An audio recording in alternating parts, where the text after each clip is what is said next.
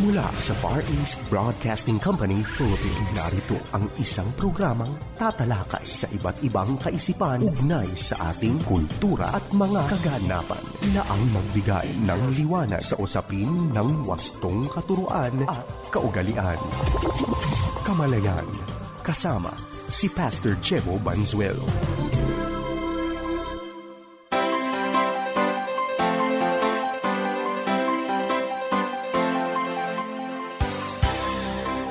Isang mapagpala at mabiyayang araw mga kapatid. Ito po ang programang Kamalayan na napapakinggan sa FEBC Radio TV, napapanood sa Facebook Live at YouTube channel ng 702 DZAS FEBC Radio TV, gayon din sa Channel 185 sa GCTV. Yan po ay tuwing linggo alas 7 hanggang alas 7:30 ng umaga. Ito nga po ang inyong lingkod, Pastor Jebo Banzuelo. Binabati rin po natin lahat ng ating mga listeners na nakikinig sa radyo. Tayo po ay napapakinggan gamit po ang radyo at ang episode po ngayon ay actually bahagi po ng serye na ating binubuo sa radyo. Kaya kung interesado po kayong masubaybayan ang kabuuan ng serye, pwede po ninyong hanapin sa 702 DZAS, AM po yan. Yan po ay alas 11 ng gabi mula Lunes hanggang Biyernes. At sa AM station din po, pwede nyo mapakinggan gamit naman po ang 1143 DZMR. Yan po ay 7:30 ng gabi kung kayo po ay nasa Northern Luzon, DYVS sa Visayas, at DXKI FEBC kung kayo po ay nasa Coronadal, South Cotabato. At para po sa araw-araw, Lunes hanggang Biyernes na pagsubaybay, pwede nyo rin pong masubaybayan gamit ang 1143 DZMR Facebook page. At nais din po nating imbitahan ang bawat isa na meron po tayong devotion from Monday to Friday. Yan po ay 2 to 3 minutes video devotional. Pwede nyo pong masubaybayan gamit ang Facebook. Pakihanap po ang GNPI Asa Ka Pa.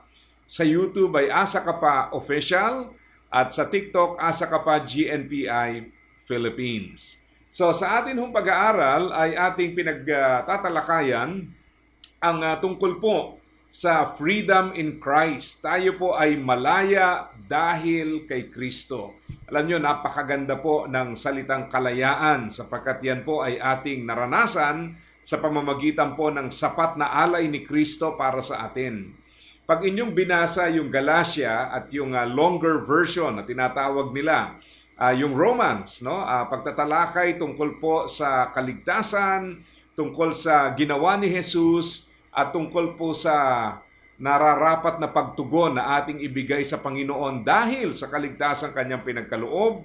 Makikita niyo po na pinaliwanag ni Pablo sa Romans chapter 12 na matapos po nating tanggapin ang kaligtasan, ang sabi niya sa chapter 12 verse 1, "Therefore, offer your bodies as a living sacrifice to the Lord."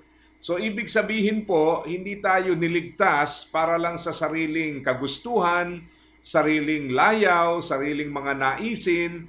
Tayo po ay tinubos, niligtas ng Panginoon para gamitin natin ang ating buhay sa Kanyang mga layunin. Yan po ang totoo niyan. Kaya napaka-importante sa mananampalataya na talagang pag-isipan yan. Dahil paminsan po dyan tayo nagkakaroon ng problema.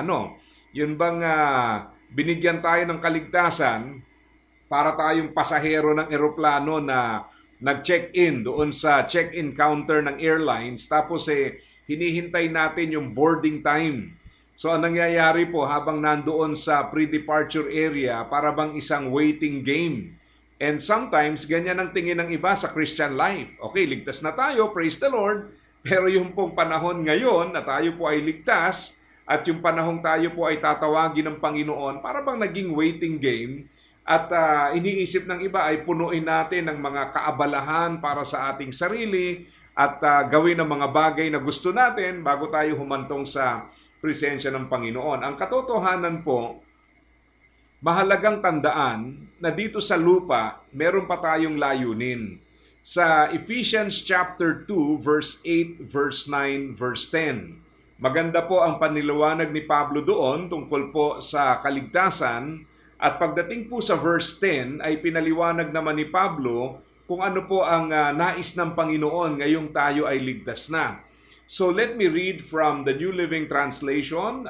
Again, this is Ephesians chapter 2, verse 8, verse 9, and verse 10.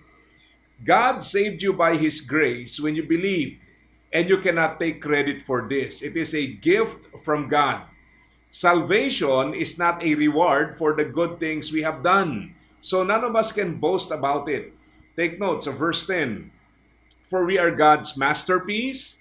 He has created us anew in Christ Jesus so we can do the good things He planned for us long ago. So liwanag, no? Hindi po tayo naligtas dahil sa kagandahang loob natin. Naligtas po tayo dahil sa kagandahang loob ni Kristo, ng Diyos. At ito po ay hindi natin pwedeng iyabang na dahil sa ating kabaitan tayo po ay naligtas. Abay, hindi po. Ito'y dahil po sa kasapatan ng ginawa ng ating Panginoong Hesus. Pero mahalaga pong tandaan yung sinabi ng verse 10.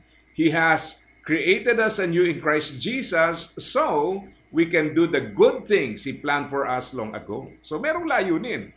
Hindi ho natatapos yan na naligtas tayo tapos habang hinihintay natin kunin tayo sa langit magkanya-kanyang buhay muna tayo. Abay, hindi po.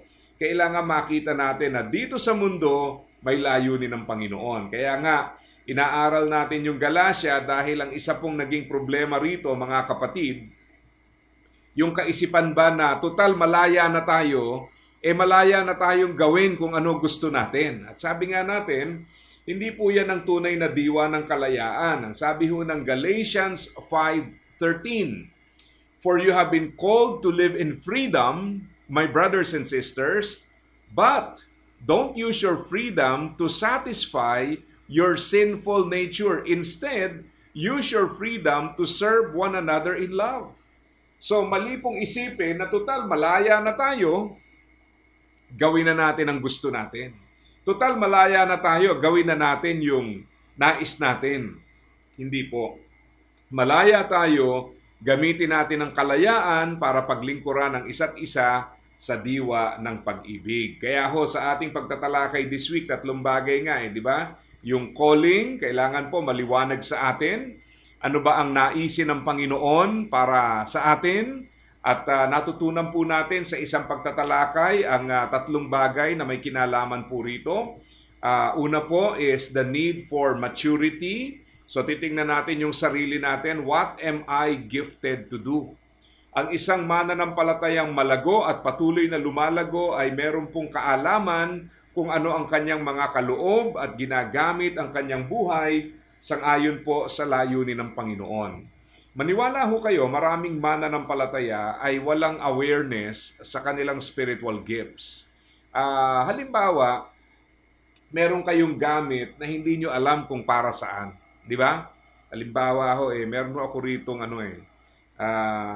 isang gamit, hawak-hawak ko ngayon para sa mga nakikinig sa radyo at sa mga nasa radyo TV naman, nakikita ninyo. Siyempre, sa biglang tingin, dahil maliit lang ito, hindi nyo alam kung para saan to. Card reader po yan. Okay? Hindi ko maipapasok yung aking memory card sa aking laptop pagka hindi ko po ginamit yan. Ngayon, kung hindi mo alam yung purpose niyan, walang silbihan sa'yo. Di ba? Hindi mo yan mapapakinabangan. So, o kaya, maaaring magamit mo pero sa maling paggamit. At marami pong ganon. Naalala ko, merong video dati na lumabas. Meron pong isang tatay na niregaluhan ng kanyang anak ng iPad, no? Tablet. Nung time na yon, yung iPad po ay isang bagong gadget lamang. So, I'm referring to the first generation ng iPad. At pinadala niya ngayon sa tatay niya sa pamagitan ng koreo. So, dumating. At tinawagan niya yung tatay niya. Dad, how are you enjoying the gift I sent to you? Paano mo ginagamit at na-enjoy yung regalong pinadala ko sa iyo? Natanggap mo ba? Sabi niya, naku, salamat. Gamit na gamit. Yung pala, napagkamalan ho nung tatay na magandang uri ng sangkalan. At habang kausap niya yung kanyang anak sa telepono, nakaipit po yung telepono sa balikat, naghihiwa ho siya ng mga gulay doon sa iPad, sa tablet, no? Sa pag-aakala na ito po ay sangkalan. Tapos maya-maya hinugasan niya po, no? Kasi nga akala niya sangkalan. So imagine mo 'yun, ano? isang mamahaling bagay na marami sanang silbi, pero ang naging problema po dahil hindi naintindihan kung ano ang pakay o purpose ng pagkagawa nito, nagamit pero hindi nagamit sa tama. Yan po ay larawan ng isang buhay na hindi naiintindihan kung ano ang kanyang purpose. So as a believer, yung purpose ng buhay natin is stated in the Bible. It's very clear. Hindi po natin kailangang mamuhay na walang direksyon, sapagkat maliwanag po sa Biblia kung ano po ang ating layunin. Kaya ho, napaka-importante yung kilalanin natin ang sarili natin at tanungin ang sarili, what am I gifted to do? Ang sabi ho sa 1 Corinthians 12:7, ang sabi po roon, ang bawat isang mananampalataya ay binigyan ng kaloob na espiritual at yan pong kaloob na yan ay magagamit sa ikalalago ng iglesia. So ikaw at ako, bawat isang mananampalataya, meron po tayong kaloob na espiritual na gagamitin naman natin dapat para po sa paglilingkod sa ating Panginoon. So number 1 is know yourself, develop maturity, what are you gifted to do? Pangalawa is God. Ano kaya agenda ng Panginoon? Alam niyo po, bibihira nating na itatanong ito dahil ang kaabalahan ng bawat araw ay nag-aalis sa atin sa isang kalagayan o sitwasyon na kung saan ay nagagamit natin ang ating sarili, ang ating buhay para po sa layunin ng ating Panginoon. Sa dami ng kaabalahan sa araw-araw, paminsan po, hindi natin napapansin na lumilipas ang panahon, ano? Ngayon po, tumungtong tayo sa panibagong taon, 2023. At parang kailan lang, mag-uumpisa pa lang ang pandemic. Yung ganitong panahon, naalala niyo po yon noong 2020. At para bang napakahaba ng panahon nung tayo po ay nasa panahon nung kasagsagan ng pandemic at parang hindi natin makita yung dulo. Pero praise God, ngayon medyo bumabalik na po yung sense of normalcy. Nakakalabas na tayo at marami na tayo mga muling nagagawa na there was a time hindi natin nagagawa. So ibig ko pong sabihin mga kapatid, minsan ho, sa dami ng ating mga kaabalahan, hindi natin nakikita yung bilis ng pagpapalit ng panahon. And not realizing that oftentimes we lose the opportunity to do what is right, what is pleasing to the Lord. So yung kailangan nating malaman, ano po ang agenda ng ating Panginoon. So para malaman natin yan, we need to develop intimacy with God, yung pagiging malapit sa Panginoon. At ang tanong na dapat nating sagutin is, what does God want me to do? Ano ba ang nais ipagawa ng Panginoon sa akin? Ano ba yung ministeryo pinagkatiwala niya? Okay, that's the second one. Yung third one ay yung konteksto natin. Dito po, we have to develop sensitivity to God. So what is God doing around me? Isang malaking tulong sa akin yung aklat ni Henry Blackaby at saka ni Claude King. Ang title po ay Experiencing God. At isa po sa mga 7 realities na kanilang tinuro, ang isa po doon ay nagsasabing, God is always at work around you. Minsan nga naman mapapaisip ka, no? Bakit may mga tao na parang gamit na gamit ng Panginoon? Pag nagpatotoo, talagang makikita mo na ang liwanag na alam nila pagkilos ng Diyos, nagpapagamit sila sa Panginoon, samantalang may mga tao naman, mananampalataya, na para bang walang kamalay-malay, okay? Kung paano tayo gagamitin ng Panginoon. So again, very important mga kapatid for us to develop sensitivity to God so that we can join Him in what He is doing.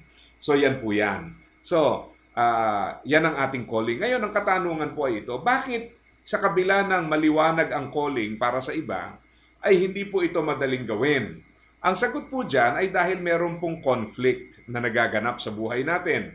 So ang sabi po sa Galatians 5:16-17 ay ito, so I say, let the Holy Spirit guide your lives. Then you won't be doing what your sinful nature craves.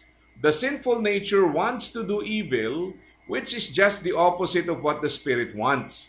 And the Spirit gives us desires that are the opposite of what the sinful nature desires. These two forces are constantly fighting each other, so you are not free to carry out your good intentions. So, sinasabi ng talata, ito kasi ang problema. Meron po tayong sinful nature at meron din tayong nasa atin din yung spirit. Ngayon, parehas siya nagpo-produce ng desires, pero yung pinoproduce nilang desires, magkataliwas po. Yung gusto ng laman ay naiiba sa gusto po ng espiritu. Yung gusto ng espiritu, taliwas naman sa gusto ng laman. Naglalaban nga eh. Kaya ang sabi sa verse 17, the sinful nature wants to do evil, which is just the opposite of what the spirit wants. Magkabaliktad. Kaya ho naglalaban yan. Yan ang conflict sa ating buhay. Kaya tayo po bilang mananampalataya na nandito pa sa mundo, talagang sabi nga, we have to go against the flow dahil iba ho ang values ng mundo. Naalala ko nung ako po ay magpapastor, magkakaiba ho ang reaksyon. Nung malaman po nung aming mga church mates na ako po ay magpapastor, ay tuwang-tuwa ho sila na magpapastor po ako. Pero may mga tao po akong kilala na hindi naman sila mananampalataya or maybe mananampalataya yung iba pero we do not share the same values. Para bang ang tanong nila, ano bang mapapala mo sa pagpapastor? Ano ho? So kasi nga, pagka ho magkaiba kayo ng pag-unawa, yung mahalaga sa iyo o sa Panginoon ay maaaring hindi mahalaga sa iba. Kaya ho, nandyan yung problemang iyan. Nabumuhay tayo sa mundo na iba po ang values. Nabubuhay tayo sa katawang ito na meron pong mga desires na kabaliktaran ng pagnanais ng Panginoon para sa atin. Kaya naglalaban-laban po ito sa ating buhay. Yan po ang dahilan kung bakit napakahalaga na tayo po ay lumago sa buhay espiritual. Dahil pag hindi natin nalabanan yung desires po ng sinful nature, ay hindi po natin masusunod yung desire naman ng banal na espiritu. Naglalaban magkabaliktad nga eh. Ang sabi po ng Galatians 5:19-21, when you follow the desires of your sinful nature, the results are very clear. Sexual immorality, impurity, lustful pleasures, idolatry, sorcery, hostility, quarreling, jealousy, outburst of anger, selfish ambition, dissension, division, envy, drunkenness, wild parties, and other sins like these. Let me tell you again as I have before, that anyone living that sort of life will not inherit the kingdom of God. So yan po yung mga gawa na mas consistent sa desires of the flesh kaysa po sa nais ng Panginoon. At ang mga bagay na ito ay sumisira sa buhay. Kaya nga sa isang mananampalataya, hindi po automatic yan na matapos tayo makakilala sa Panginoon, biglang ang mga bagay na ito nawala. Every day we struggle. Kaya nga ho, ang labanang spiritual ay napakatotoo. Dahil dalawang bagay po yung mga bagay na pinagbabawal ay dapat nating iwasan. Yung mga bagay na ipinagagawa ay dapat naman nating pagtuunan. Parehas pong mahirap yan. Again, dahil ang issue po rito is not only knowing what to do, it's also about being able to do what we need to do. At pag pinag-uusapan po yung being able, may kinalaman po iyan sa kapangyarihan ng banal na espiritu sa ating buhay. Ang sabi naman sa Galatians 5:22 and 23, but the Holy Spirit produces this kind of fruit in our lives: love, joy, peace, patience, kindness, goodness, faithfulness, gentleness, and self-control. There is no law against these things. So yan po ay maliwanag mula po sa Galatians 5:22 and 23. Kaya kung inyo pong susubaybayan ang diwa ng ating inaaral, makikita nyo talagang may calling tayo because of what Jesus has done. Yan talaga ang disenyo ng Panginoon sa atin. But at the same time, there is a conflict. Hindi po basta magagawa ng isang mananampalataya ang mga bagay na tama dahil meron po tayong sinful nature na kumakalaban sa gustong mangyari ng banal na espiritu. So meron tayong mga desires na sumasalungat sa nais ng espiritu. Palagay ko nararanasan niyo yan eh. Di ba? Nararamdaman natin yan. Gusto nating gawin yung tama, gusto nating maglingkod, pero bakit may mga pagnanasa na sumasalungat sa nais ng Panginoon? Again, because of the sinful nature in our lives. So, how do we become victorious? Hindi naman pwedeng matapos tayo na hindi pinag-uusapan to. So, let's talk about the conquest. Paano tayo magtatagumpay? Ang sabi po ng Galatians 5:24-26, those who belong to Christ have nailed the passions and desires of their sinful nature to His cross and crucified them there.